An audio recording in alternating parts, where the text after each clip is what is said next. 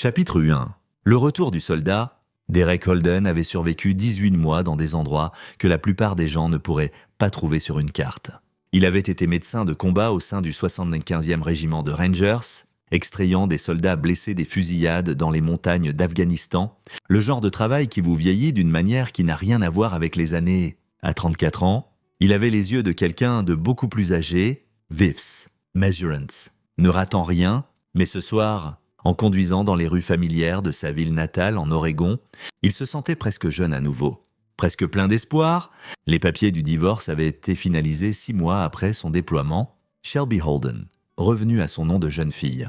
Forbes les lui avait envoyés par email avec la pièce jointe d'un avocat. Pas d'appel téléphonique. Pas d'explication au-delà du langage clinique des différences irréconciliables. Ils étaient mariés depuis 8 ans. Leur fils, Bailey, avait 7 ans. Derek n'avait pas contesté. Il avait signé les papiers depuis une base à Kandahar, les avait renvoyés et avait essayé de se concentrer sur la survie de son escouade. Le mariage mourait lentement de toute façon. Étouffée par ses déploiements et le ressentiment de Shelby, elle voulait de la stabilité. Un mari qui rentrait à la maison tous les soirs, lui voulait servir, faire quelque chose qui comptait. Aucun d'eux n'avait tort, ils étaient juste incompatibles. Ce qui le rongeait, c'était Billy. À travers des appels vidéo sporadiques et des messages, Derek avait vu son fils devenir plus silencieux, plus renfermé. Billy avait toujours été un enfant brillant, curieux, drôle, avec les yeux verts de sa mère et la mâchoire obstinée de son père. Mais ces derniers mois, quelque chose avait changé. La lumière dans ses yeux s'était atténuée. Les réponses de Billy étaient devenues monosyllabiques. Il sursautait au bruit fort pendant leurs appels. Derek avait interrogé Shelby à ce sujet. Elle avait été dédaigneuse. « Il va bien ? Il s'adapte ? Les enfants sont résilients ?» Mais Derek connaissait le traumatisme.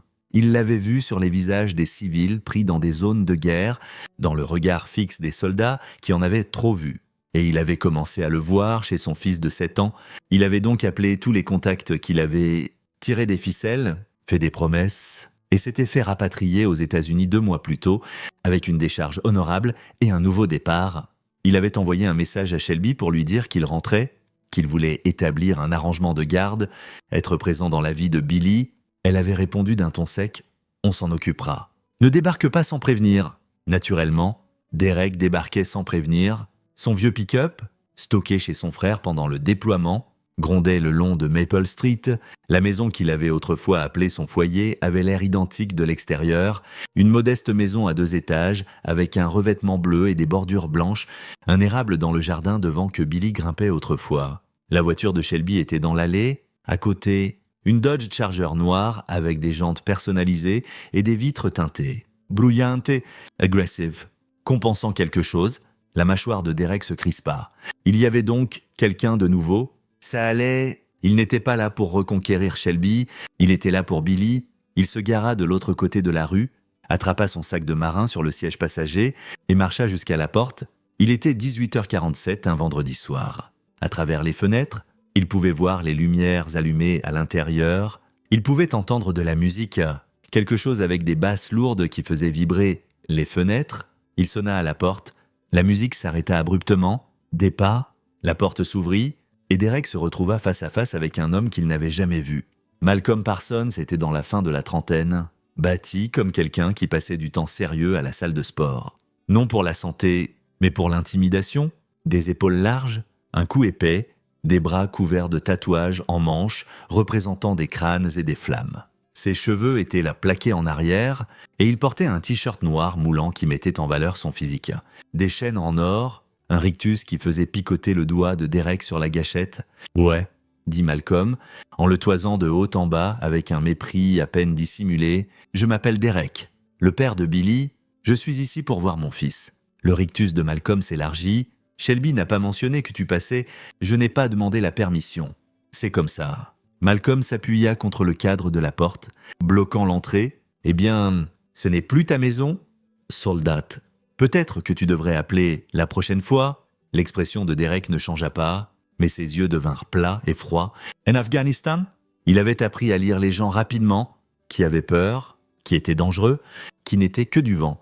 Malcolm était un tyran, le genre qui se sentait grand quand il avait l'avantage, mais qui plierait sous une vraie pression. Pourtant, Derek n'était pas là pour commencer une bagarre. Pas encore. Écoute, dit Derek, sa voix mesurée, je ne suis pas là pour causer des problèmes. Je veux juste voir Billy, 5 minutes. Ensuite, je pars. Il est occupé. Occupé à quoi faire? Il a 7 ans. Occupé. Quelle partie de ça tu ne comprends pas? Avant que Derek puisse répondre, Shelby apparut derrière Malcolm. Elle avait changé en 18 mois depuis qu'il l'avait vue en personne pour la dernière fois, plus mince. Plus dure en quelque sorte, ses cheveux blonds étaient du plus foncés, coupés courts, elle portait trop de maquillage. Et ses yeux trahissaient une méfiance défensive qui attrista Derek pour des raisons qu'il ne pouvait pas tout à fait exprimer. « Derek, dit-elle, sa voix tendue, qu'est-ce que tu fais ici? Je t'ai dit que j'allais rentrer. Je veux voir Billy. Tu as dit que tu appellerais quand tu serais de retour. Tu ne peux pas débarquer comme ça. Pourquoi pas? Je suis son père. Et j'ai la garde. » Shelby rétorqua. « Le tribunal m'a accordé la garde principale. Tu l'as les week-ends? Des visites supervisées jusqu'à... » Supervisé, Derek l'interrompit. « Je n'ai jamais fait de mal à Billy de ma vie. Tu l'as abandonné pendant 18 mois. J'étais déployé. Il y a une différence. » Malcolm passa son bras autour de Shelby de manière possessive. « Je pense que tu devrais partir. »« Mec, tu la perturbes. » Derek l'ignora, gardant son attention sur Shelby. « Je veux juste le voir. S'il te plaît, Shelby. J'ai été absent longtemps. Je lui manque. » Quelque chose vacilla dans les yeux de Shelby, de la culpabilité. Peut-être, ou de l'épuisement. Elle soupira. « D'accord, 5 minutes, mais ensuite tu pars, et on fait ça correctement par des avocats. Compris ?» Derek hocha la tête. Shelby se tourna et appela en haut des escaliers. « Billy, descends, silence. Billy, appela-t-elle à nouveau. Plus fort cette fois, toujours rien. Malcolm marmonna quelque chose dans sa barbe et poussa Shelby. Se dirigeant vers les escaliers, « Je vais chercher ce petit morveux. » Les mains de Derek se serrèrent en poing sur ses côtés, mais il se força à rester calme. « Pas encore, se dit-il. Prends Billy seul, découvre ce qui se passe. » Chapitre 2. La vérité et les murmures. Malcolm monta les escaliers en tonnant, et Derek entendit une porte s'ouvrir, des voix étouffées, l'aboiement agressif de Malcolm, et quelque chose de plus calme. Plus effrayé, la poitrine de Derek se serra. Un moment plus tard, Billy apparut en haut des escaliers. Le souffle de Derek se bloqua dans sa gorge. Son fils avait l'air petit. C'était la première chose qui le frappa. Billy avait toujours été un enfant robuste, solide pour son âge, mais maintenant, il avait l'air fragile, presque émacié. Il portait une chemise à manches longues malgré la chaude soirée de septembre et un pantalon de survêtement. Ses cheveux noirs étaient donc plus longs, ébouriffés, et ses yeux verts brillants et curieux, étaient ombragés par quelque chose que Derek reconnaissait trop bien. La peur. Billy descendit les escaliers lentement, prudemment, comme si chaque pas lui faisait mal. Quand il atteignit le bas, il ne courut pas vers Derek comme il le faisait autrefois. Il resta juste là, fixant le sol. « Salut, mon pote !» dit Derek doucement, en s'accroupissant au niveau de Billy. « C'est si bon de te voir !» Les yeux de Billy remontèrent brièvement, rencontrant le regard de son père. Juste une seconde, Derek y vit du soulagement. Pour, désespéré, mais cela disparut rapidement, remplacé par cette expression plate, fermée. « Salut, papa !» murmura Billy. Derek tendit les bras pour le serrer, et Billy sursauta. C'était subtil. Une légère tension de ses épaules, un penchant à peine perceptible en arrière, mais Derek le remarqua. Il avait passé des années à traiter des victimes de traumatisme. Il connaissait les signes. Il serra Billy dans une étreinte douce quand même. Et le corps du garçon était rigide contre lui. Derek pouvait le sentir trembler. « Tu m'as tellement manqué » murmura Derek. « Est-ce que ça va ?» Billy ne répondit pas. Derrière lui, Malcolm se tenait au bas des escaliers, bras croisés, observant. Shelby s'était retiré dans la cuisine. Derek se recula, gardant ses mains sur les épaules de Billy. « On peut parler, juste toi et moi, peut-être dehors. Il a des devoirs, » dit Malcolm d'un ton plat. 5 minutes. Souviens-toi. La mâchoire de Derek se serra, mais il hocha la tête. Il regarda Billy. Et si on s'asseyait sur la terrasse? Juste 1 minute. Billy jeta un regard nerveux à Malcolm, puis hocha la tête rapidement. Ils sortirent sur la terrasse avant, et Derek ferma la porte derrière eux. Par la fenêtre, il pouvait voir Malcolm observer, son visage sombre de suspicion, mais au moins, ils avaient un moment de relative intimité. Derek s'assit sur les marches de la terrasse, tapotant l'espace à côté de lui. Billy s'assit, mais garda une distance prudente. Ses mouvements étaient raides, contrôlés, comme quelqu'un essayant de ne pas aggraver une blessure. « Billy, » dit Derek doucement, « parle-moi, qu'est-ce qui se passe ?»« Rien, mon pote, je vois que quelque chose ne va pas. Tu peux me le dire ? Quoi que ce soit. Je te promets que je t'aiderai. » La lèvre inférieure de Billy trembla, ses mains se tordirent sur ses genoux. Pendant un long moment, il ne dit rien, puis, d'une voix si basse que Derek dut se pencher pour entendre, il murmura « Maman a dit que tu ne reviendrais pas. Elle a dit que tu ne te souciais plus de nous. » Le cœur de Derek se brisa. « Ce n'est pas vrai. Je me soucierai toujours de toi. Toujours. Je suis désolé d'avoir été absent si longtemps. Mais je suis là maintenant, et je ne vais nulle part. » Les yeux de Billy se remplirent de larmes. « Promise, je te promets. » Et c'est alors que ça arriva. Billy se précipita soudain en avant, en roulant ses bras autour de la taille de Derek et enfouissant son visage dans la poitrine de son père. Un sanglot s'échappa de lui, brute, désespéré, terrifié. « Papa !» haleta-t-il. « Papa ! S'il te plaît, ne me laisse pas ici. » Derek le serra fort, son esprit bouillonnant. « Qu'est-ce qui ne va pas, Billy ? Qu'est-ce qui s'est passé ? Il me fait mal. » Billy étouffa. « Malcolm. » Il se met en colère, et il... La porte d'entrée s'ouvrit. Malcolm se tenait là, son expression sombre. « Le temps est écoulé. Laissez-nous 1 minute, » dit Derek, sa voix dure comme la pierre. « Je t'ai dit que le temps était écoulé. » Malcolm sortit sur la terrasse. « Billy. »« Rentre. » La prise de Billy sur Derek se resserra. « S'il te plaît. »« Papa. »« Maintenant, Billy. » La voix de Malcolm claqua comme un fouet, et Billy sursauta si violemment que Derek le sentit dans ses propres os. Derek se leva lentement, se plaçant entre Malcolm et son fils. « Il me parle. » Recule. Malcolm fit un pas en avant, la poitrine bombée. De près, Derek pouvait sentir l'odeur de bière sur son haleine. « C'est ma maison. Tu ne donnes pas d'ordres ici ? Ta maison ?» La voix de Derek était dangereusement calme. « Mon nom est toujours sur l'hypothèque. J'ai payé la moitié tous les mois, même pendant que j'étais déployé. Donc ne me parle pas de ta maison. » Le visage de Malcolm rougit. « Tu te crois dur parce que tu as joué aux soldats ? Je m'en fous, Billy. » La voix de Shelby vint de l'intérieur, aiguë et autoritaire. « Rentre ici, tout de suite. » Billy hésita, levant les yeux vers son père avec des yeux terrifiés. « Suppliants. » Derek voulait l'attraper, le jeter dans le pick-up et s'enfuir. Mais il ne pouvait pas légalement, pas sans aggraver les choses. « Ça va ?» dit Derek doucement, en prenant le visage de Billy dans ses mains. « Rentre. Je reviens demain. » « D'accord, on va arranger ça. » Billy hocha la tête misérablement et se glissa devant Malcolm dans la maison. Derek se redressa de toute sa hauteur. 1,88 m de muscles et de violence contenue. Il regarda Malcolm droit dans les yeux. « Si tu as fait du mal à mon fils ?»« Quoi ?» ricana Malcolm. « Qu'est-ce que tu vas faire ? Tu n'es rien ? Shelby m'a tout raconté sur toi ? Un lâche pathétique qui s'est enfui pour jouer au héros pendant qu'elle était ici toute seule. Tu n'as plus de droit ici ?» Le poing de Derek se serra. Mais il se força à respirer, à réfléchir. Perdre son sang-froid maintenant ne ferait que blesser Billy. « Reste loin de mon fils, » dit-il calmement. « Ou quoi ?» Derek sourit, un sourire froid, prédateur qui fit vaciller le bravade de Malcolm juste 1 seconde. « Tu veux vraiment le découvrir ?» Il se tourna et marcha vers son pick-up, sentant les yeux de Malcolm sur son dos tout le long. En s'éloignant, il jeta un coup d'œil dans le rétroviseur. Billy était à la fenêtre de sa chambre, petit et seul, le regardant partir. Les mains de Derek se serrèrent sur le volant jusqu'à ce que ses jointures blanchissent. « Je reviens pour toi, Billy. Je te promets. » Chapitre 3. Rassembler des preuves. Derek conduisit jusqu'à la maison de son frère, en périphérie de la ville. Art Holden avait 2 ans de moins, mécanicien qui gérait son propre garage.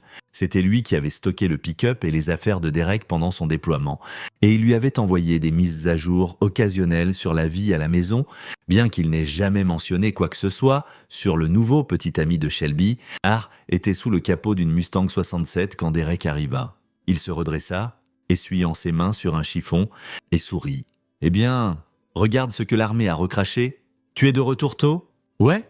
Derek descendit du pick-up. « On doit parler... » Le sourire d'Art s'effaça quand il vit l'expression de son frère. « Qu'est-ce qui ne va pas, Billy ?» Ils entrèrent dans la petite maison d'Arty, un repère de célibataire qui sentait l'huile moteur et la pizza froide. Derek faisait les 100 pas dans le salon pendant qu'Art prenait 2 bières au frigo. Derek refusa la sienne. Il avait besoin de réfléchir clairement. « Parle-moi, » dit Art, en s'installant dans un fauteuil usé. Derek lui raconta tout. Le retour, Malcolm. Le comportement de Billy, les sursauts, la supplication désespérée, quelque chose ne va pas, vraiment pas, et j'ai besoin de savoir à quoi j'ai affaire. L'expression d'Art s'assombrit. Tu penses que ce Malcolm frappe Billy? Je pense que c'est pire que ça. Billy est terrifié, et Shelby est soit aveugle, soit complice. Bon Dieu, Art se frotta le visage. Qu'est-ce que tu vas faire? J'ai besoin d'informations d'abord. J'ai besoin de savoir qui est Malcolm Parsons. D'où il vient? De quoi il est capable? Derek regarda son frère. Tu es toujours proche de Clarence au bureau du shérif. Art hocha la tête lentement. Clarence Jiménez était un adjoint du shérif qui avait été au lycée avec les frères Holden. Un bon gars? Honnête? Tu penses qu'il ferait une vérification de casier en douce? Pour toi et pour Billy. Art se leva. Laisse-moi passer un appel. 1 heure plus tard, ils étaient assis dans un box au Murphy's Diner sur la route 9, en face de Clarence Jiménez. L'adjoint était dans la mi-trentaine, en forme, avec des yeux vifs, qui ne rataient rien. Il fit glisser un dossier Kraft sur la table vers Derek. « Malcolm Parsons », dit Clarence calmement. 38 ans, né à Rono, a déménagé ici il y a 6 mois. Il marqua une pause. Il a un casier. Derek ouvrit le dossier. À l'intérieur, des rapports de police, des photos d'arrestation, des ordonnances de restriction. Son sang se glaça en lisant « 2 arrestations pour violence domestique au Nevada », continua Clarence. Les 2 charges abandonnées, les victimes ont retiré leur déclaration, agression et coup en Californie. Purgèrent 18 mois, un autre incident domestique en Idaho, aussi abandonné. Il croisa le regard de Derek. Ce type est un prédateur, Derek. Il trouve des femmes vulnérables et s'installe. Devient violent, puis les victimes ont peur et les charges disparaissent. Pourquoi diable est-il près de mon fils? La voix de Derek tremblait de rage contenue. Shelby n'est probablement pas au courant. Ces gars sont bons pour cacher leur passé, charmants au début, puis le masque tombe. Clarence se pencha en avant. « Écoute, Matty, je vais être direct avec toi. Si tu as des preuves qu'il fait du mal à Billy, on peut agir, mais le soupçon n'est pas suffisant. On a besoin de preuves. Quel genre de preuves? Des photos de blessures. Une déclaration de Billy. Des dossiers médicaux? Quelque chose de concret. » Derek pensa aux manches longues de Billy, au sursaut, à la terreur dans ses yeux. « Il cache quelque chose? Je le sais. Alors, tu dois le faire te montrer, ou te le dire directement ?» Clarence hésita. « Et Derek? Sois prudent. Si Parsons est aussi dangereux que son casier le suggère, le confronter directement pourrait devenir moche. Pourrait aggraver les choses pour Billy. Alors qu'est-ce que je suis censé faire? Juste laisser mon fils là-bas. » « Non. » La voix de Clarence était ferme. « Tu documentes tout? Tu construis un dossier? Tu fais ça correctement? Pour que quand on agisse contre lui, ça colle. Pas de faille, pas de charges abandonnées. » Il se leva, laissant le dossier sur la table. « Je suis de garde demain soir. Si quelque chose arrive, appelle-moi en premier. Compris ?» Derek hocha la tête. « Merci. » Après le départ de Clarence, Derek resta assis dans le box, fixant le dossier aux photos d'arrestation de Malcolm Parsons, ricanant à la caméra comme s'il savait qu'il s'en sortirait. « Quel est le plan ?» demanda Art calmement. « Je retourne demain, » dit Derek. « Je prends Billy seul, et je le fais me montrer ce qui se passe. Puis je prends des photos, je construis des preuves, ses yeux se durcirent, et ensuite, je vais mettre fin à ça. » Le mettre fin comment? Derek regarda son frère. « Comme je dois. » Le lendemain matin, Derek se gara plus bas dans la rue de la maison et attendit. Il vit Shelby partir au travail à 8h15. Elle avait pris un emploi dans une agence immobilière en centre-ville. La chargeur de Malcolm était encore dans l'allée. À 9h30, Malcolm sortit, habillé en tenue de sport. Il monta dans sa voiture et partit. Se dirigeant vers la salle de CrossFit sur la 5e rue, Derek avait déjà vérifié l'horaire de la salle en ligne. Malcolm postait sur ses entraînements matinaux sur les réseaux sociaux tous les samedis, de 10h à midi. Prévisible? Stupide. Derek attendit 10 minutes pour s'assurer que Malcolm ne revenait pas. Puis s'approcha de la maison. Il essaya la porte d'entrée, verrouillée. Il contourna par l'arrière. La fenêtre de la cuisine était ouverte d'1 centimètre, la même qui n'avait jamais bien fermé. Certaines choses ne changent jamais. Il se glissa à l'intérieur silencieusement. « Billy » appela-t-il doucement. « C'est papa. Où es-tu » Silence. Puis, d'en haut, « Papa » Derek monta les escaliers 2 par 2. La porte de la chambre de Billy était entrebâillée. À l'intérieur, son fils était assis sur le lit, encore en pyjama. Le soulagement inonda son visage quand il vit Derek. Mais mêlé à la peur, « Comment as-tu... Où est Malcolm » À la salle, « On a peut-être 2 heures ?» Derek s'assit au bord du lit. « Billy. » j'ai besoin que tu sois courageux pour moi. D'accord, j'ai besoin que tu me dises la vérité. Est-ce que Malcolm t'a fait mal? Les yeux de Billy se remplirent de larmes. Il hocha la tête. Est-ce que tu peux me montrer? Billy hésita, puis remonta lentement sa chemise. La vision de Derek vira au rouge. Le dos de Billy était couvert de zébrures, de longues marques rouges en colère qui se croisaient sur sa peau. Certaines étaient fraîches, livides et gonflées, d'autres étaient plus anciennes, virant au jaune et au violet, des marques de ceinture, inconfondables. Bon Dieu, souffla Derek, ses mains tremblèrent en sortant son téléphone. Billy, j'ai besoin de prendre des photos. C'est d'accord? Billy hocha la tête, des larmes coulant sur son visage. Derek photographia les blessures méthodiquement, se forçant à rester calme, à être clinique, mais intérieurement, il hurlait, il documenta chaque marque, chaque bleu, puis il baissa doucement la chemise de Billy et le serra dans ses bras. « Tu es si courageux » murmura-t-il. « Si courageux, je vais arranger ça. Mon pote, je te promets. » Il a dit, la voix de Billy se brisa, il a dit que si je disais à quelqu'un, il ferait pire. Il a dit qu'il ferait mal à maman aussi, et que tu ne reviendrais pas de toute façon parce que tu ne te souciais pas. C'est un mensonge, dit Derek farouchement. Rien de tout ça n'est ta faute, et je reviendrai toujours pour toi. Toujours. Mais maman, elle ne me croit pas. J'ai essayé de lui dire, mais elle a dit que je mentais, que j'essayais d'attirer l'attention parce que tu étais parti. La mâchoire de Derek se serra. Shelby savait, ou du moins, elle avait eu l'occasion de savoir, et avait choisi de ne pas croire. Ça la rendait complice. « Fais un sac » dit-il soudain, « juste l'essentiel, vêtements, brosse à dents, ce dont tu as besoin. »« Quoi ? Parce que tu ne restes pas ici une nuit de plus. Mais la garde, je me fous des accords de garde. Pas quand on te fait mal. » Derek se leva. « Fais ton sac. Maintenant, on part avant que Malcolm revienne. » Billy n'argumenta pas. Il bougea rapidement, attrapant un sac à dos et y fourrant des vêtements. Derek l'aida, son esprit déjà en train de planifier la suite. Ça serait considéré comme un enlèvement aux yeux de la loi, mais il s'en fichait. La sécurité de Billy était tout ce qui comptait. Ils se dirigèrent vers les escaliers quand ils l'entendirent, le grondement d'un moteur dans l'allée, le sang de Derek se glaça, il alla à la fenêtre et regarda dehors. La chargée de Malcolm était de retour, garée derrière le pick-up de Derek. Le bloquant, Malcolm sortit, et même de loin, Derek pouvait voir la rage sur son visage. Il avait vu le pick-up. Il savait que Derek était à l'intérieur. « Reste ici, » dit Derek à Billy, « verrouille la porte. Ne sors pas tant que je ne te le dis pas. »« Papa, reste ici. » Derek descendit les escaliers alors que la porte d'entrée explosait en s'ouvrant. Malcolm se tenait dans l'encadrement, son visage tordu de fureur. « Tu as du culot de t'introduire chez moi ?» grogna Malcolm. « Ce n'est pas ta maison, » dit Derek calmement, se positionnant au bas des escaliers, bloquant le chemin vers Billy. « Et je sais ce que tu as fait ? Ouais. C'est quoi ? Tu as battu mon fils avec une boucle de ceinture. J'ai vu les marques, j'ai des photos. Et tu es fini ?» Les yeux de Malcolm se plissèrent. « Tu ne sais pas de quoi tu parles ? Billy est un menteur, un petit manipulateur. Choisis tes prochains mots avec soin. » interrompit Derek, sa voix tombant à un murmure létal. Malcolm rit. Un son dur. « Lade, qu'est-ce que tu vas faire ? Tu ne peux pas me toucher ? Si tu poses un doigt sur moi, je te fais arrêter. Tu enfreins déjà 5 lois, rien qu'en étant ici. Ça en valait la peine ?» Malcolm fit un pas en avant. « Tu te crois une sorte de héros. Tu es pathétique. Shelby m'a tout raconté sur toi. Comment tu n'étais jamais là ? Comment tu as mis l'armée avant ta famille ? Tu les as abandonnés ? C'est autant ta faute que celle de n'importe qui. » Derek sentit quelque chose en lui devenir froid et calme.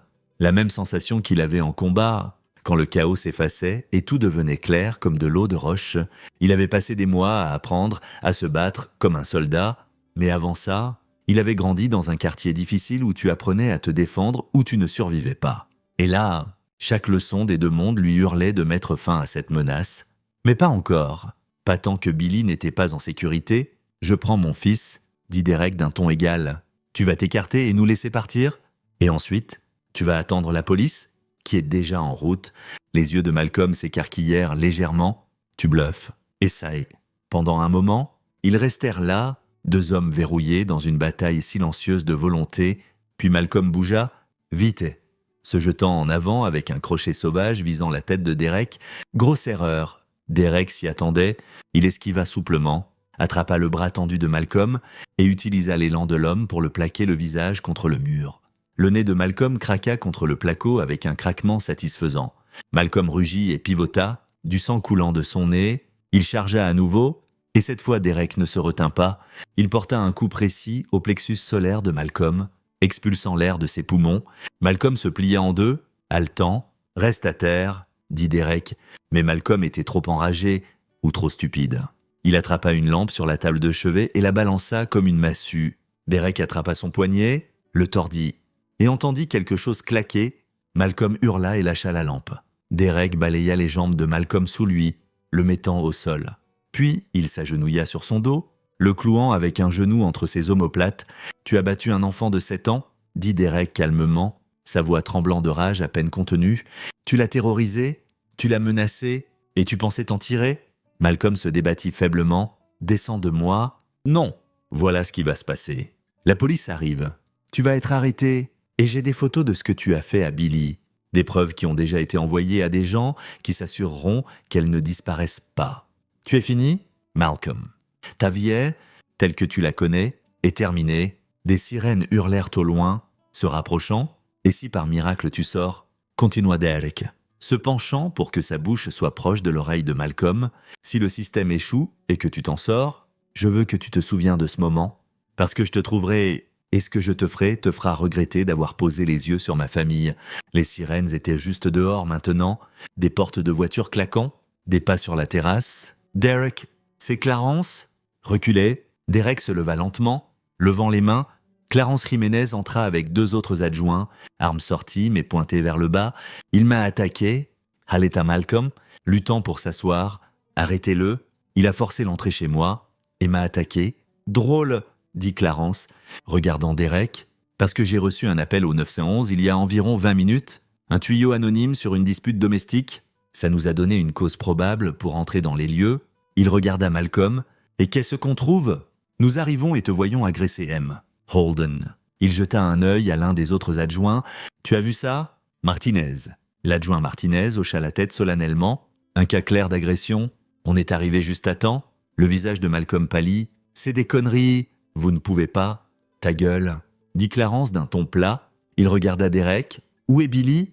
En haut, en sécurité. Martinez. Va vérifier l'enfant. Voir s'il a besoin de soins médicaux. Alors que l'adjoint Martinez montait les escaliers, Clarence menota Malcolm et lui lut ses droits. Les protestations de Malcolm se transformèrent en menaces et jurons, mais Clarence les ignora tous. Martinez revint quelques minutes plus tard avec Billy. Le garçon courut vers Derek et s'accrocha à lui. Le visage de Martinez était sombre. L'enfant a des marques partout sur le dos et les jambes, compatibles avec des coups de ceinture. Certaines ont l'air d'avoir quelques jours, d'autres sont récentes. L'expression de Clarence se durcit. Malcolm Parsons. Vous êtes en état d'arrestation pour maltraitance grave sur enfant et agression. Il regarda les autres adjoints. Sortez-le d'ici. Alors qu'il traînait Malcolm dehors, encore en train de crier, encore en train de menacer, Derek serra Billy contre lui. C'est fini, murmura-t-il. Tu es en sécurité maintenant? Je te tiens. Billy sanglota dans la poitrine de son père, et Derek sentit ses propres yeux brûler. Mais c'était des larmes de soulagement, de fureur encore brûlante sous sa peau, parce que ce n'était pas fini. Loin de là, chapitre 4. Les failles du système. Les 72 heures suivantes furent un tourbillon d'interviews policières, d'examens médicaux et d'audiences d'urgence pour la garde. Derek dormit à peine, survivant au café et à l'adrénaline. Refusant de laisser Billy hors de sa vue plus de quelques minutes, Billy fut examiné par le docteur Myriam Mead, une pédiatre spécialisée dans les cas de maltraitance. Son rapport était accablant. Multiples contusions compatibles avec des coups répétés d'une boucle de ceinture, certaines cicatrices d'anciennes blessures, signes de traumatisme psychologique. Elle recommanda un retrait immédiat du foyer et une thérapie. Les services de protection de l'enfance s'impliquèrent. Derek s'assit face à une assistante sociale nommée Christy Wall, une femme fatiguée dans la cinquantaine avec des yeux gentils et une attitude pragmatique. « Monsieur Holden », dit-elle, en relisant ses notes, « je vais être franche avec vous. Les blessures de votre fils sont graves. Le schéma suggère une maltraitance systématique à long terme. La bonne nouvelle, c'est que Malcolm Parsons est en détention. La mauvaise nouvelle, elle hésita. « Quoi ?» demanda Derek. « La mauvaise nouvelle, c'est que Shelby Forbes est toujours l'apparent gardien principal de Billy. et à moins qu'on puisse prouver qu'elle était complice de la maltraitance ou négligente en protégeant Billy. La position de l'État est qu'il devrait éventuellement être rendu à ses soins avec une supervision stricte. Bien sûr, elle savait, dit Derek d'un ton plat. Billy lui a dit « Elle ne l'a pas cru, pouvez-vous le prouver ?» Derek ouvrit la bouche, puis la referma. Billy lui avait dit que Shelby avait rejeté ses plaintes, mais c'était du oui-dire, sans preuve.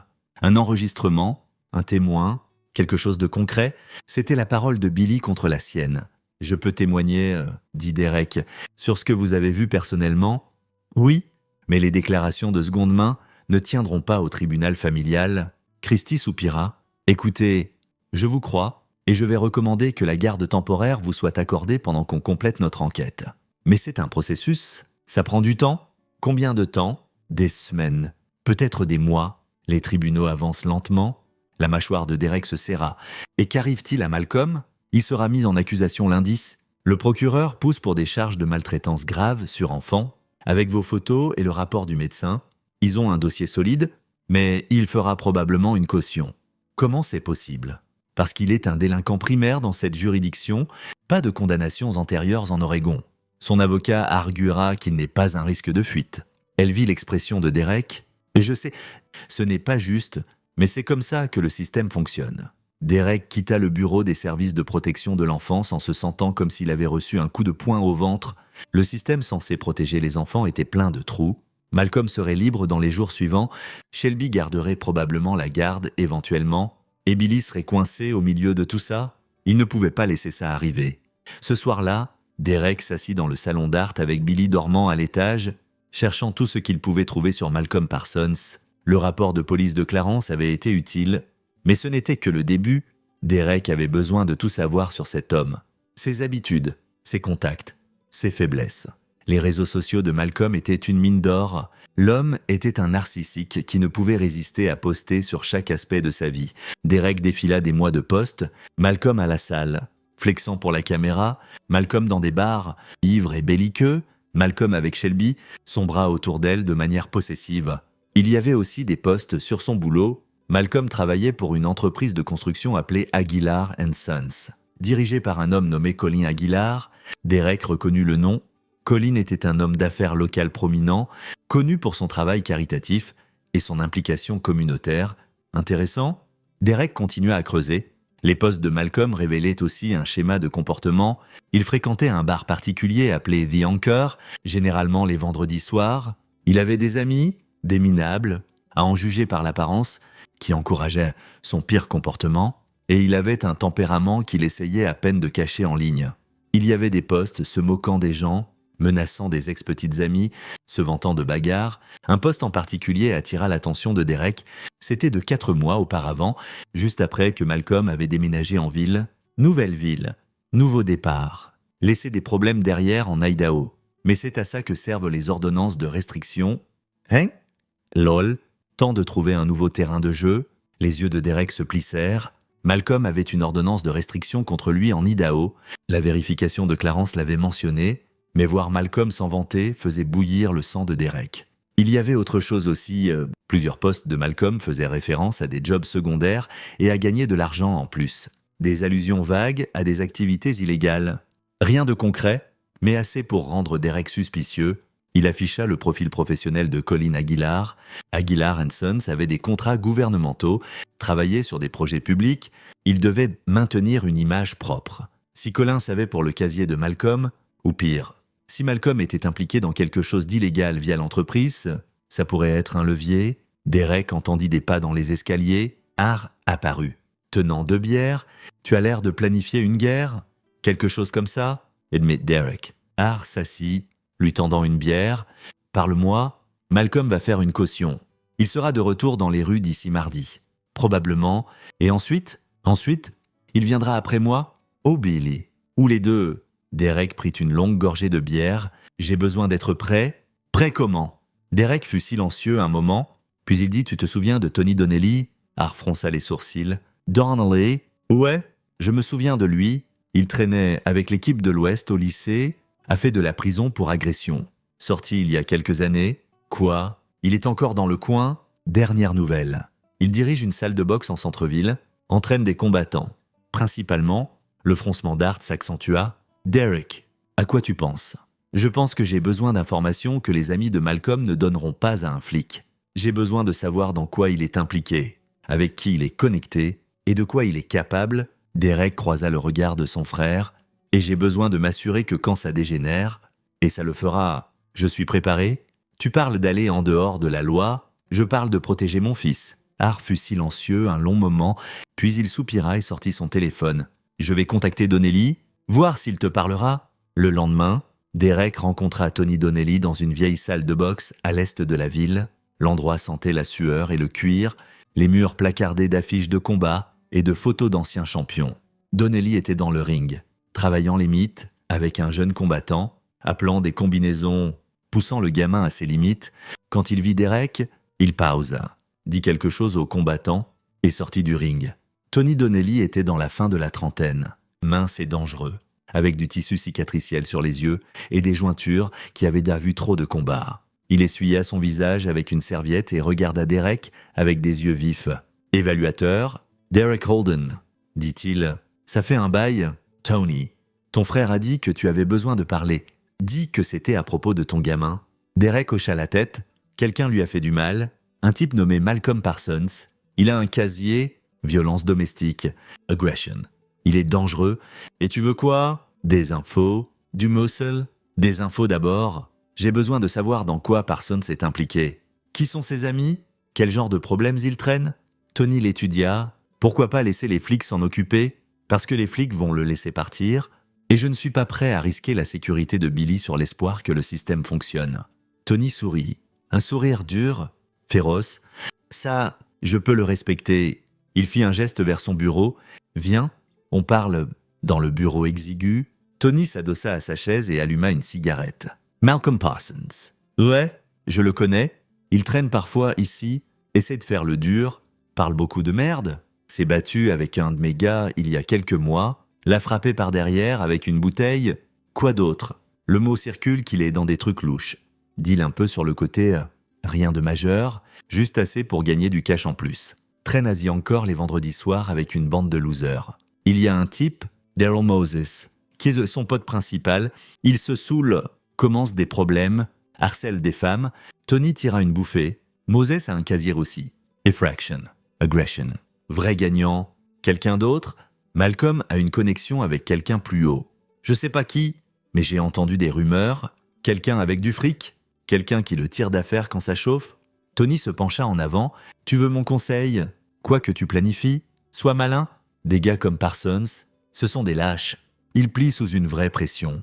Mais s'il est connecté, ça complique les choses. Derek absorba ça. Tu as dit qu'il traîne parfois. Quand est-ce la prochaine fois ? Vendredi, il a un rendez-vous fixe à The Anchor. Manque jamais. Et Moses, où je peux le trouver ? Tony Ricane. Tu planifies une conversation ? Quelque chose comme ça ? Tony nota une adresse sur un bout de papier et la lui tendit. Moses vit dans un parc de caravanes sur la route 22, travaille de nuit dans un entrepôt. Tu l'as pas entendu de moi ? Derek se leva et tendit la main. Je te dois... Putain, ouais. Tony serra sa main. Et Derek, quoi que tu fasses, ne laisse pas de fils qui pendent. Des gars comme Parsons, si tu les finis pas, ils reviennent plus méchants. Chapitre 5. Point de pression. Cette nuit-là, Derek rendit visite à Daryl Moses. Le parc de caravanes était un étalement déprimant de rouille et de négligence. La caravane de Moses était au fond, identifiable par la moto garée dehors et le drapeau confédéré cloué sur la fenêtre. Subtil. Derek attendit après minuit. Quand le shift de Moses à l'entrepôt serait terminé, il regarda l'homme arriver sur sa moto, ivre et zigzagant, et trébucher vers sa caravane. Derek l'intercepta à la porte. « Daryl Moses ?» Moses se tourna, surpris. Il était un grand gars, peut-être 1m83, plus de 100 kilos, mais mou, le genre de gros qui vient de la bière et des mauvaises décisions. Ses yeux étaient injectés de sang, son visage rougeau. « C'est qui, putain ?» Un ami de Malcolm Parsons. Moses se détendit légèrement. « Ouais ?» Malcolm a pas mentionné. Derek bougea vite, attrapant Moses par le chemise et le plaquant contre le mur de la caravane. Le bruit résonna dans le parc. « Qu'est-ce que... » Moses commença, mais Derek le coupa. « J'ai menti, » dit Derek calmement. « Je ne suis pas l'ami de Malcolm. Je suis le père de l'enfant qui l'a battu à moitié mort, et tu vas me dire tout ce que tu sais sur lui. » Les yeux de Moses s'écarquillèrent de peur. « Je sais rien. Matty, je bois juste avec le gars parfois. » « Pas assez. » Derek resserra sa prise. « Malcolm est au connecté à quelqu'un. Quelqu'un avec du fric ? Qui c'est ? » « Je sais pas. » Derek le tira en avant et le plaqua contre le mur à nouveau. Plus fort cette fois. Réessaye. Ok. Moses Aleta, c'est Colin Aguilar, c'est son boss à l'entreprise de construction. Mais c'est plus que ça. Ils ont un truc sur le côté. Quel genre de truc ? Je connais pas les détails, je jure. Mais Malcolm s'en vante parfois quand il est saoul. Dit que Colin le fait déplacer des trucs, des fournitures ou un truc, hors livre. Dit que c'est de l'argent facile. L'esprit de Derek bouillonna. Aguilar & Sons avait des contrats gouvernementaux s'ils étaient impliqués dans de la fraude, volant des matériaux, facturant pour du travail non fait. C'était un crime fédéral. Et si Malcolm en faisait partie, ça le rendait vulnérable. Où ils se rencontrent ? Colin a un entrepôt. Sur Industrial Drive, Malcolm y va parfois après les heures. Quoi d'autre ? Est-ce que Malcolm a quelque chose sur Colin ? Du Lévia ? Moses hésita. Et Derek resserra sa prise à nouveau. Des photos ? Moses lâcha. Malcolm a des photos sur son téléphone. Assurance. Il appelle ça « au cas où Colin essaie de le baiser ». Quel genre de photos ? Je sais pas. Il voulait pas me montrer, mais il a dit que si quelque chose lui arrive, ces photos vont aux flics. Automatique. Derek relâcha Moses, qui s'affaissa contre la caravane, respirant fort. « Si tu avertis Malcolm que j'étais ici, je reviens, et la prochaine fois, je poserai pas de questions. » Moses hocha la tête frénétiquement. « Je dirai rien, je jure. » Derek s'éloigna, son esprit déjà en train de travailler les implications. Malcolm avait du levier sur Colin Aguilar, ce qui signifiait que Colin avait une raison de vouloir faire taire Malcolm. Et si Derek pouvait obtenir ces photos, il aurait du levier sur les deux. Mais d'abord, il avait besoin d'en savoir plus sur Colin. Le lendemain, Derek rendit visite à Leanne Strickland, une journaliste pour le journal local. Il l'avait rencontrée des années auparavant par un ami commun et il savait qu'elle avait une réputation pour creuser dans la corruption. Ils se rencontrèrent dans un café en centre-ville. Leanne était dans la quarantaine, aux yeux vifs et sceptiques, avec un enregistreur sur la table entre eux. « Alors, dit-elle, en remuant son café, « Art me dit que tu enquêtes sur Colin Aguilar. C'est exact ? Qu'est-ce que tu sais sur lui ? En surface, pilier de la communauté, dirige une entreprise prospère, donne à des œuvres caritatives, entraîne la Little League. » Elle posa, « Mais j'entends des rumeurs depuis des années, rien que je puisse prouver, mais assez pour me rendre suspicieuse. » Quel genre de rumeurs ? Que Aguilar & Sons gonfle les coûts sur les contrats gouvernementaux, qu'ils utilisent des matériaux de mauvaise qualité et empochent la différence, que Colin a des connexions avec des officiels de la ville qui regardent ailleurs. Elle se pencha en avant.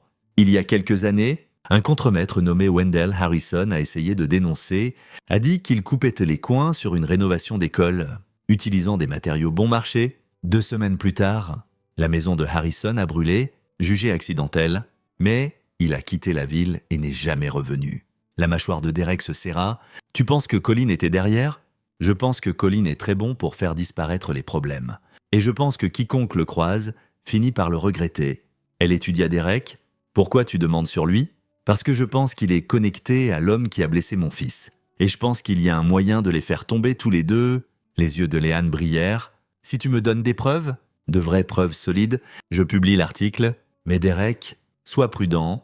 Colin Aguilar a des poches profondes et une longue portée. S'il découvre que tu fouines sur lui, il n'hésitera pas à t'enterrer. » Derek hocha la tête. « Je m'en souviendrai. » Ce soir-là, Derek s'assit dans son pick-up de l'autre côté de la rue de Diancor, observant la porte. C'était vendredi soir, et selon Tony Donnelly, Malcolm serait là, effectivement. À 20h47, la chargée de Malcolm entra dans le parking.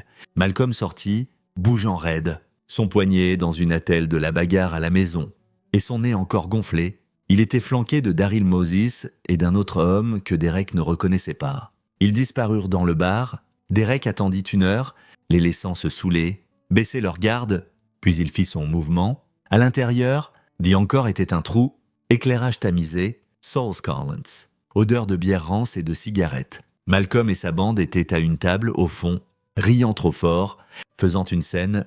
Derek alla droit au bar et commanda une bière. Il se positionna pour voir Malcolm dans le miroir derrière les bouteilles. Il ne fallut pas longtemps pour que Malcolm le remarque. Derek vit la reconnaissance traverser le visage de Malcolm, suivi de la rage. Malcolm se leva abruptement, renversant sa chaise, et fonça vers le bar. « Tu as du culot de montrer ta gueule ici ?» grogna Malcolm. Derek se tourna lentement, bière en main. « C'est un pays libre? Tu vas en prison? Tu sais ça? Aggression. Infraction. Le procureur va te balancer le livre. Drôle. J'ai entendu que le procureur est plus intéressé par les maltraiteurs d'enfants. » Derek prit une gorgée de sa bière. « Comment va le poignet ?» Le visage de Malcolm vira au rouge. « Tu te crois dur? Tu te crois une sorte de héros? Je me crois un père qui protège son fils. Ton fils est un menteur? Un petit manipulateur ?» Derek bougea avant que Malcolm puisse finir la phrase. Il posa sa bière, attrapa Malcolm par le col et le plaqua contre le bar. Tout le bar devint silencieux. « Dis un mot de plus sur mon fils, » dit Derek, sa voix mortellement calme, « et je t'achève. » Ici même, maintenant, Moses et l'autre gars sautèrent, mais Derek ne lâcha pas. Il fixa les yeux de Malcolm, vit la peur sous le bravade. « Tu es fini, Malcolm ?» continua Derek. « Ta vie telle que tu la connais est terminée. Les flics ont les preuves. Ton boss sait que tu es un risque. Et je vais m'assurer que tout le monde sait exactement ce que tu es. » Il relâcha Malcolm, qui recula en trébuchant, respirant fort. « Ce n'est pas fini, » cracha Malcolm. « Non, » approuva Derek. « Ça ne l'est pas. » Il sortit du bar, sentant le poids d'une douzaine d'yeux sur son dos.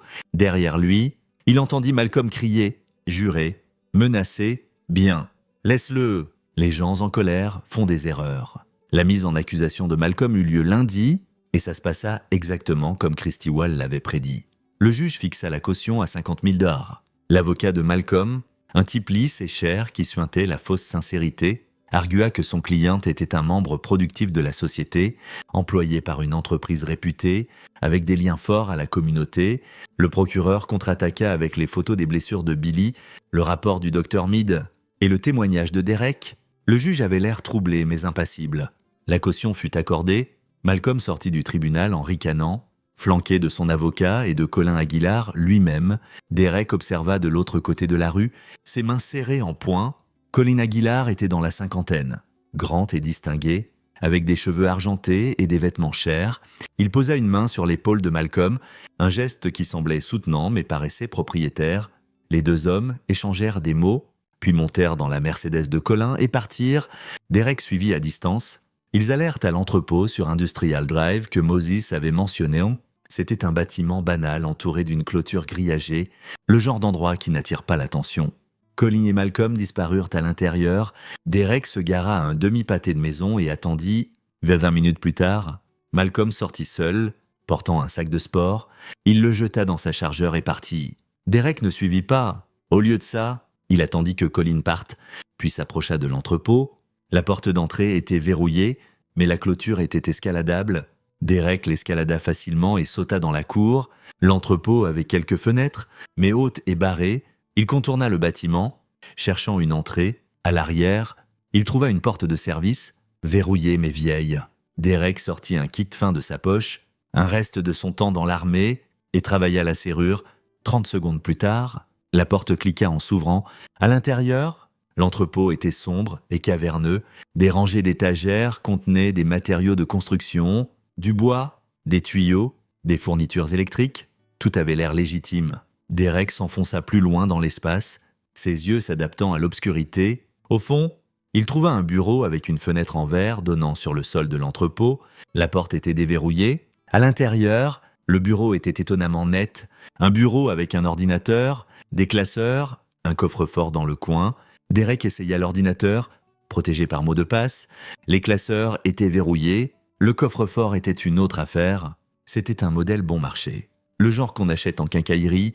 Derek s'agenouilla devant, écoutant les cliquets en tournant le cadran. Il lui fallut 3 essais, mais il l'ouvrit. À l'intérieur, du cash, peut-être $10 000 en piles nettes. Des sous, un registre. Et dessous, un téléphone. Derek sortit le téléphone et l'alluma. C'était un modèle ancien, Burner. Les seuls contacts étaient étiquetés avec des initiales CP, DR, MM. Il ouvrit la galerie photo. Il y avait des dizaines de photos. Certaines montraient des palettes de matériaux chargés dans des camions non marqués. D'autres montraient des factures, des contrats gouvernementaux avec des coûts gonflés, côte à côte avec les vrais reçus pour des matériaux moins chers. La différence entre ce que le gouvernement payait et ce que Colin dépensait était stupéfiante. Il y avait aussi des photos de Malcolm et Colin ensemble, rencontrant des hommes que Derek ne reconnaissait pas, et une photo en particulier fit glacer le sang de Derek. Malcolm debout à côté d'un officiel de la ville, un homme que Derek reconnut comme le conseiller Wallace Jacobs. Les trois se serraient la main, souriant pour la caméra. C'était plus que de la fraude. C'était une conspiration. Derek utilisa son propre téléphone pour photographier chaque image sur le burner, puis le remit dans le coffre. Il empocha le registre et le cache. Preuve, et aussi assurance. Alors qu'il partait, il entendit des voix dehors, des pas approchant la porte arrière. Derek bougea vite, se glissant dans les ombres de l'entrepôt. La porte s'ouvrit, et Colin Aguilar entra avec un autre homme, plus âgé, en costume. Le conseiller Jacobs, on ne peut pas se permettre plus de chaleur, disait Jacobs. Le procureur renifle déjà autour. Malcolm est un problème, approuva Colin. Il est instable, attire l'attention. Alors gère-le, j'en ai l'intention, mais discrètement, on ne peut pas avoir une autre situation, Wendell Harrison. Jacobs s'arrêta de marcher. Tu as dit que c'était un accident? Ça l'était. Principalement, la voix de Colin était froide. Écoute, Malcolm en sait trop. Il a des preuves? S'il tombe, il pourrait nous emporter avec lui. Alors qu'est-ce que tu suggères? Je suggère de le faire disparaître avant que ça arrive. Le sang de Derek se glaça. Ils planifièrent de tuer Malcolm. Il aurait dû ne rien ressentir. Malcolm était un monstre qui avait blessé son fils. Mais entendre deux hommes discuter casuellement de meurtre lui donna la chair de poule. C'était plus grand qu'il ne pensait. Les deux hommes continuèrent à parler, mais Derek n'attendit pas pour en entendre plus. Il se glissa par la porte arrière et disparut dans la nuit, de retour chez Hart. Derek étala les preuves sur la table de la cuisine. Les photos, le registre. Le cache, bon Dieu. Souffla Hart, regardant les images. C'est gros, Derek. Genre, enquête fédérale gros. Je sais, Derek passa une main dans ses cheveux. Colin et Jacobs planifient de tuer Malcolm. Je les ai entendus en parler. Alors, laisse-les. Malcolm mérite ce qu'il reçoit. Peut-être, mais si Colin tue Malcolm, tout ça disparaît. Malcolm est le seul qui peut lier Colin directement à la fraude. Sans lui, Colin s'en sort. Hart fronça les sourcils. Qu'est-ce que tu dis? Je dis que j'ai besoin de Malcolm vivant assez longtemps pour témoigner contre Colin. Et ensuite, les yeux de Derek se durcirent. Ensuite, il peut pourrir. Comment tu vas faire ça? Derek réfléchit un moment, puis il sortit son téléphone et appela Clarence Jiménez. Clarence, c'est Derek. J'ai besoin de te voir. Ce soir, et amène le procureur. 2 heures plus tard, Derek s'assit dans une salle de conférence au poste de police avec Clarence, la procureure Miriam Mead et l'agent spécial du FBI Arnold Henson. Henson était un homme sterne, pragmatique dans la cinquantaine qui écouta sans interrompre tandis que Derek exposait tout ce qu'il avait trouvé. Quand il finit, Henson s'adossa à sa chaise. C'est une accusation sérieuse. Vous dites que Colin Aguilar dirige un schéma de fraude, corrompt des officiels de la ville et planifie de tuer Malcolm Parsons. C'est exactement ce que je dis, et j'ai des preuves. Derek fit glisser les photos et le registre sur la table. Henson les examina soigneusement. Son expression indéchiffrable. Finalement, il dit c'est assez pour ouvrir une enquête. Mais j'aurais besoin de plus. J'aurais besoin du témoignage de Parsons. Malcolm ne va pas parler? Dit la procureure Mead. Il fait face à des charges graves. Pourquoi coopérerait-il? Parce que s'il ne le fait pas, Colin va le tuer? Dit Derek bluntly. Et si vous lui offrez un accord, réduisez les charges en échange de témoignages contre Colin et Jacobs, il acceptera? Henson hocha la tête lentement. Ça pourrait marcher, mais on doit bouger vite. Si Aguilar suspecte qu'on est sur lui, il détruira les preuves. Alors on bouge ce soir? Dit Derek. Chapitre 6. Le piège. Le plan était simple, mais dangereux. Derek porterait un micro et confronterait Malcolm, le faisant admettre la fraude et les plans de Colin. Une fois qu'ils auraient la confession de Malcolm sur bande, le FBI interviendrait et lui offrirait un accord, puis ils utiliseraient Malcolm pour piéger Colin et Jacobs. Simple. Sauf que rien dans tout ça n'était simple. Derek se tenait dans le parking de The Anchor, le micro collé à sa poitrine. Un agent fédéral dans une vanne banalisée à 2 pâtés de maison. C'était encore vendredi soir, et Malcolm était à l'intérieur avec sa bande. Derek entre. Le bar était bondé ce soir, bruyant et tapageur. Malcolm était à sa table habituelle, ivre et belliqueux. Quand il vit Derek, son visage se tordit de rage. « Tu as du culot de te pointer ici ?» bafouilla Malcolm. Se levant, « On doit parler », dit Derek calmement. « Seul, j'ai rien à te dire. » Même pas sur Colin Aguilar. Malcolm se figea. Quoi sur lui? Prenons ça dehors. Malcolm hésita, puis hocha la tête. Il suivit Derek dehors, dans le parking. Moses commença à suivre, mais Derek leva la main. Juste Malcolm. C'est entre lui et moi. Dehors, l'air frais de la nuit était dégrisant. Malcolm s'appuya contre sa voiture, bras croisés défensivement. « Qu'est-ce que tu veux? Je sais pour la fraude, dit Derek bluntly. Les matériaux que tu as déplacés, les fausses factures, les pots de vin à Jacobs. » Les yeux de Malcolm s'écarquillèrent. « Je sais pas de quoi tu parles? Si, tu sais, et Colin aussi, c'est pourquoi il planifie de te tuer. Tu es fou? Vraiment, pourquoi tu penses que tu es encore libre? Colin a payé ta caution? Non. T'as eu un avocat chic? Il te garde proche pour te contrôler? Mais à la minute où tu deviens trop risqué, tu es fini. » Le bravade de Malcolm craqua. Colin ne ferait pas. Colin a déjà tué Wendell Harrison. Où tu as oublié ça? Le visage de Malcolm pâlit. C'était un accident. L'était-ce? Ou était-ce un avertissement? Derek fit un pas plus près. Tu es dépassé? Malcolm, Colin t'utilise? Et quand les feds viendront frapper, et ils le feront, c'est toi qui prendras la chute.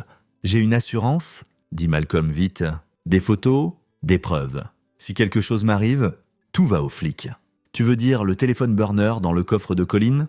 Celui que tu penses encore là? Derek vit la peur traverser le visage de Malcolm. Ouais, j'ai déjà été à l'entrepôt, j'ai vu les photos, et j'ai donné des copies au FBI. Les genoux de Malcolm flanchèrent. Il s'accrocha au capot de sa voiture pour se stabiliser. « Toi va, tu peux pas... Je peux... Et je l'ai fait. Là maintenant, des agents fédéraux préparent l'arrestation de Colin Aguilar et Wallace Jacobs. Et tu vas les aider? Je t'aide avec rien. Alors tu iras en prison pour fraude, conspiration et maltraitance grave sur enfant. Tu passeras les 20 prochaines années dans un pénitencier fédéral. La voix de Derek devint froide. Où tu peux coopérer, témoigner contre Colin et Jacobs. En échange, le procureur réduira tes charges.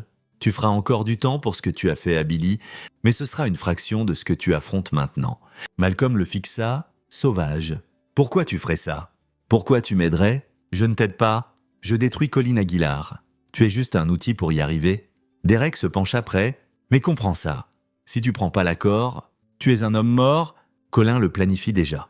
Et je m'assurerai que les feds sachent que tu refuses de coopérer. Alors tout le monde perd, sauf Colin. » Malcolm fut silencieux un long moment, puis il murmura « Qu'est-ce que tu veux que je fasse ?» Dans la vanne banalisée, l'agent du FBI Arnold Henson écouta toute la conversation. Quand Malcolm accepta de coopérer, Henson hocha la tête à son équipe. On l'a bougé. Chapitre 7.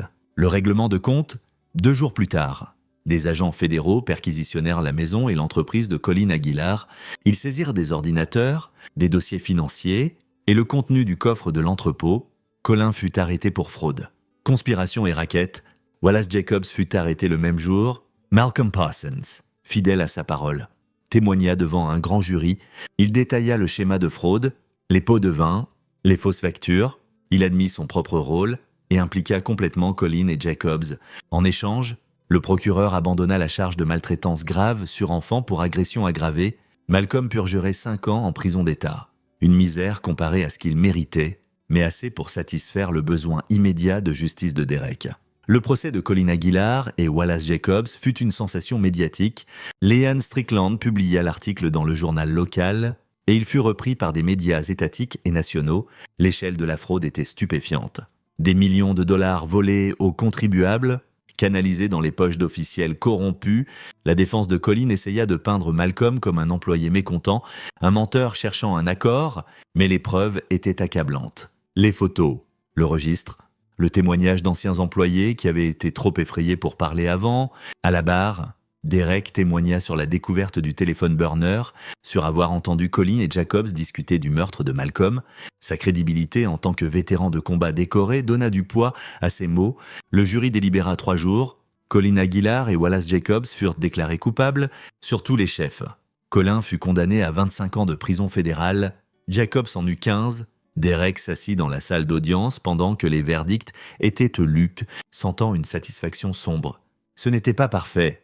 Malcolm s'en était tiré trop facilement, mais Colin et Jacobs étaient finis, leur empire détruit, et Billy était en sécurité. L'audience de garde eut lieu 2 semaines après la fin du procès. Shelby s'assit de l'autre côté de la salle d'audience de Derek, paraissant petit et vaincu. Elle avait perdu son emploi quand le scandale avait éclaté, son association avec Malcolm avait détruit sa réputation, et maintenant elle se battait pour garder la garde d'un fils qu'elle avait échoué à protéger. Le juge examina les preuves, les blessures de Billy, le rapport du docteur Mead, le témoignage de Billy lui-même. Enregistré dans une session privée avec un psychologue pour enfants, Billy avait été clair, Malcolm l'avait blessé à plusieurs reprises.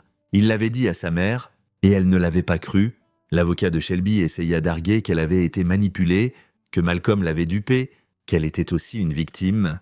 Mais le juge ne fut pas ébranlé. « Madame Forbes, » dit le juge, sa voix sévère, « votre fils est venu vers vous pour de l'aide, et vous l'avez rejeté. Que ce soit par négligence ou aveuglement volontaire, vous avez échoué dans votre devoir le plus fondamental en tant que parent. Je ne peux pas, en bonne conscience, rendre Billy à vos soins. » Shelby s'effondra en pleurs. Le juge accorda à Derek la garde complète. Shelby aurait des droits de visite supervisés, conditionnés à la complétion de cours de parentalité et de thérapie. Derek ne ressentit aucune satisfaction dans ses larmes. Il avait autrefois aimé Shelby, ils avaient construit une vie ensemble, mais elle avait fait ses choix, et maintenant elle devait vivre avec. Après l'audience, Derek trouva Billy attendant dehors la salle d'audience avec Hart et le docteur Mead. Billy avait l'air nerveux, ses petites mains se tordant ensemble. « Eh ? Mon pote » dit Derek, en s'agenouillant. « C'est fini ? Tu viens à la maison avec moi ?» Les yeux de Billy se remplirent de larmes. Mais cette fois, c'étaient des larmes de soulagement. Il jeta ses bras autour du cou de Derek. « Je reste avec toi ? » ?»« Ouais, pour toujours. » Billy sanglota dans l'épaule de son père, et Derek le serra fort, sentant ses propres yeux brûler. Ils avaient traversé l'enfer, mais ils s'en étaient sortis. Chapitre 8. Nouveau début. 6 mois plus tard, Derek et Billy s'étaient installés dans une nouvelle routine. Ils avaient se déménagé dans une petite maison en bordure de la ville. Rien de chic, mais c'était la leur. Billy avait commencé une nouvelle école, et avec l'aide du docteur Mead, il guérissait lentement. Les cauchemars étaient moins fréquents, les sursauts avaient presque cessé, il souriait plus. Derek avait pris un job de médecin avec les pompiers locaux, les heures étaient longues.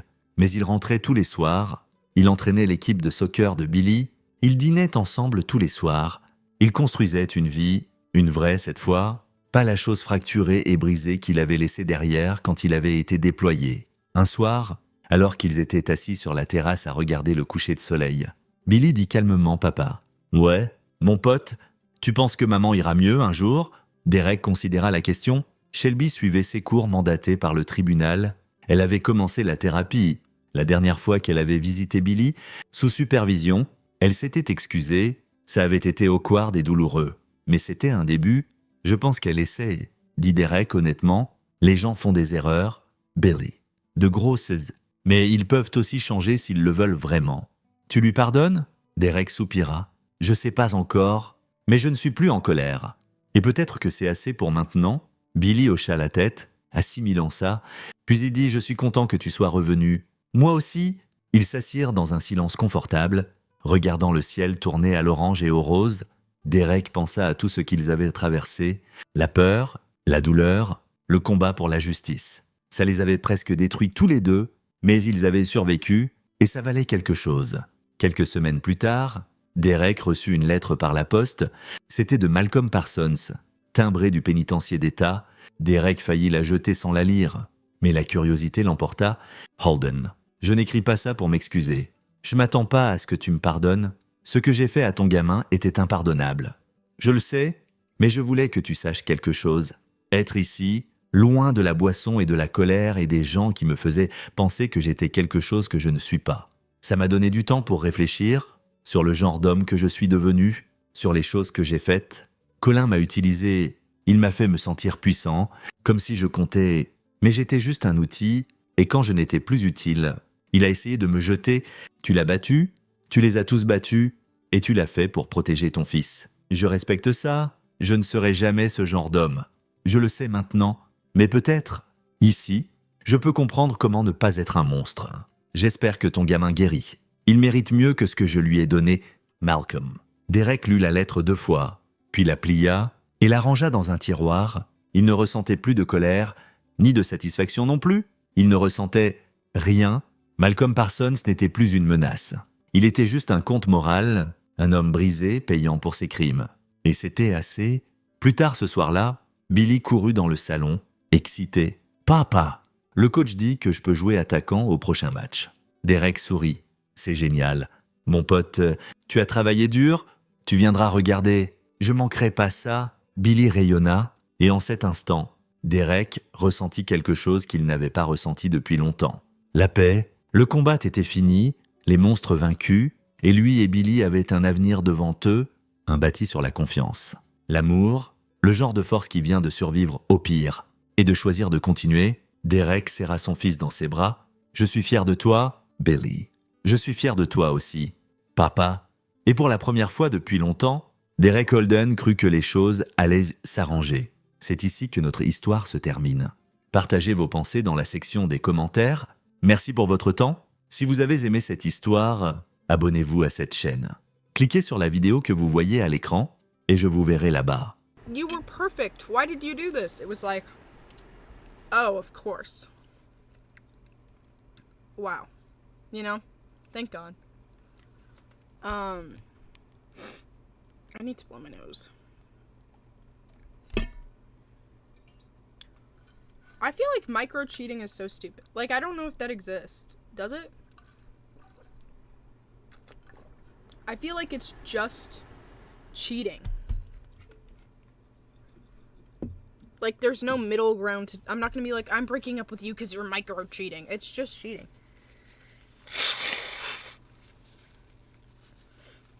Like, cheating is just entertaining a...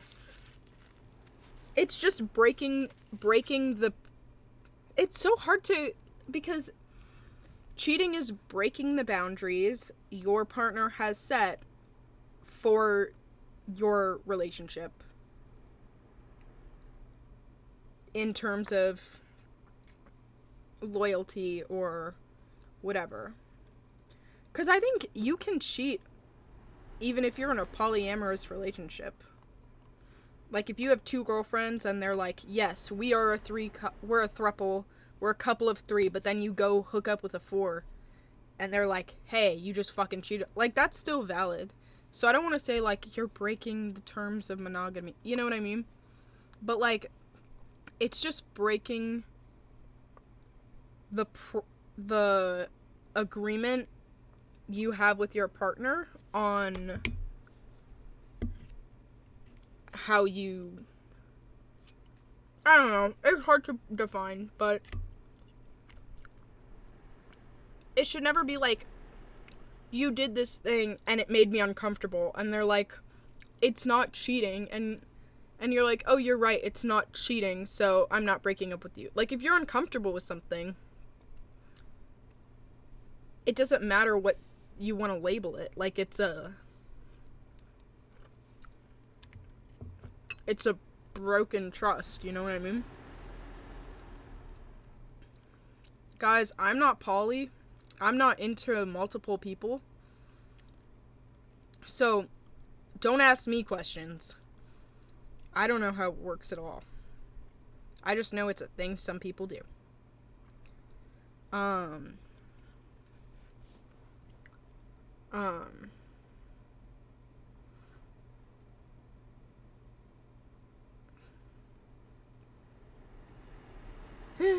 I've been in a situationship with a girl for 2 years. What? Can you guys please stop being, like, in kind of relationships with people?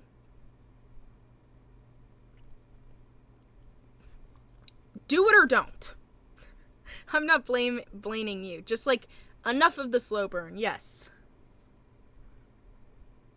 Just, like, let's commit to the bit, y'all. Commit to the bit. Please. Last week she told me she decided to give her life to God and wants to end what we have. I'm a girl, so she basically told me what we were doing is wrong. Now I'm heartbroken because I feel like I wasted love on someone that didn't deserve it. You didn't waste love, or even time. You learned from it, and you had your experience, if you are, okay, if you are flirting with someone or talking with someone to get something in return, that's an exchange, not a relationship. Or not a partnership, or whatever you have. You know? That's an exchange. That's a transaction. And so don't treat it like you wasted time trying to woo this girl. You know what I mean? I feel like this isn't the same thing at all, but it's reminiscent of, like, do you hear those men who are like, oh, when you flirt with a girl, when you buy her drinks, and then she doesn't want to sleep with you? And it's like, you should be talking to this person because you want to talk to them, not because you want to have sex with them. So, like,